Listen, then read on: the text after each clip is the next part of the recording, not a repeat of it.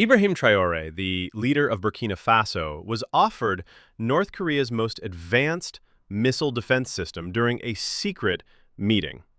His military advisors claimed it would make Burkina Faso the strongest nation in West Africa. But Traore uncovered a hidden catch that led him to reject the offer immediately. Let me explain how a routine security briefing turned into the most dangerous proposal ever made to an African leader. In the presidential palace in Ouagadougou, tension filled the air. Defense Minister Traoré burst in, clutching a briefcase covered in Korean symbols. His hands shook with excitement, sweat shining on his face despite the cool morning. "Mr. President," he said, catching his breath, "North Korea wants to make Burkina Faso the most protected nation in Africa."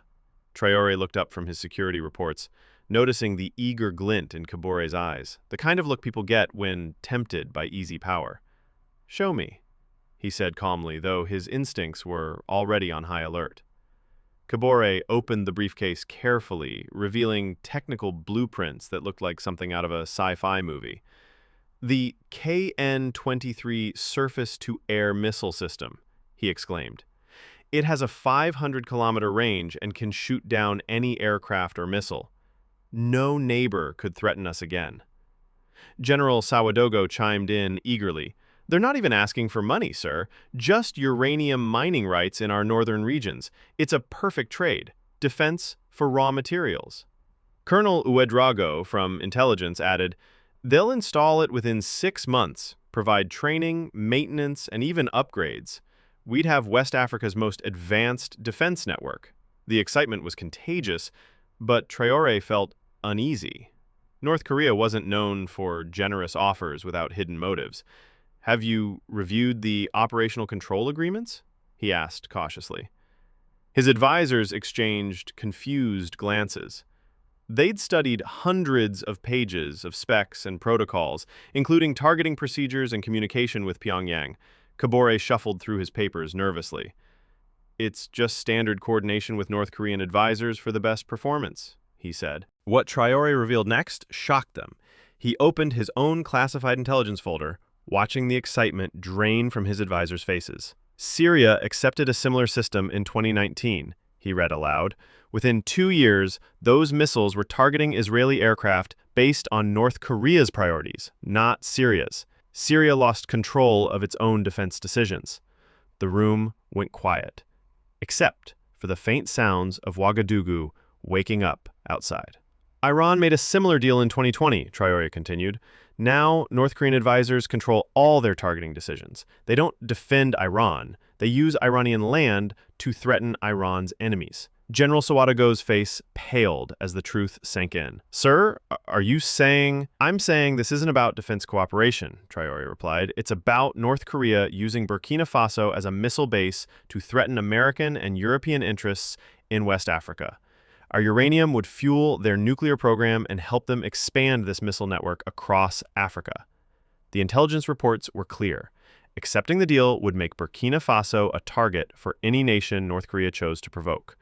The missiles' targeting and launch decisions would be controlled from Pyongyang, and even maintenance schedules would depend on North Korean orders. Burkina Faso would look strong but lose control over its own security. Defense Minister Traoré protested weakly.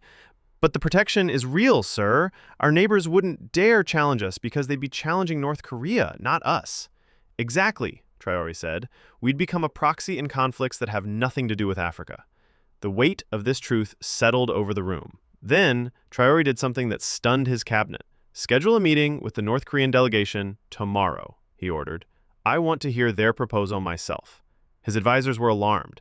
Meeting directly with North Korea could signal to Western intelligence that Burkina Faso was considering the deal, drastically shifting its international stance. "Sir," General Sawadogo cautioned, "the moment we meet them, the West will assume we're accepting." "Maybe that'll make them realize Africa isn't irrelevant in global security," Traoré replied cryptically. The next morning, General Kim Yong-nam from North Korea laid out the offer. "Our technology outperforms American and Israeli systems," he said through an interpreter, showing videos of missiles hitting targets with precision. But Traoré's questions cut through the sales pitch. If American planes fly over Burkina Faso, who decides whether to shoot them down? Us or Pyongyang? The translator hesitated. Coordination with North Korean command ensures the best decisions, he said vaguely. And negotiations with our neighbors? Traoré pressed. Would those need North Korean approval too? Integration requires a unified command structure for maximum effectiveness, came the evasive reply. After the delegation left, Traoré made a bold move. Within 48 hours, it was clear North Korea had made similar offers to Mali, Niger, and Chad. The pattern was undeniable. They wanted to militarize the Sahel under their control.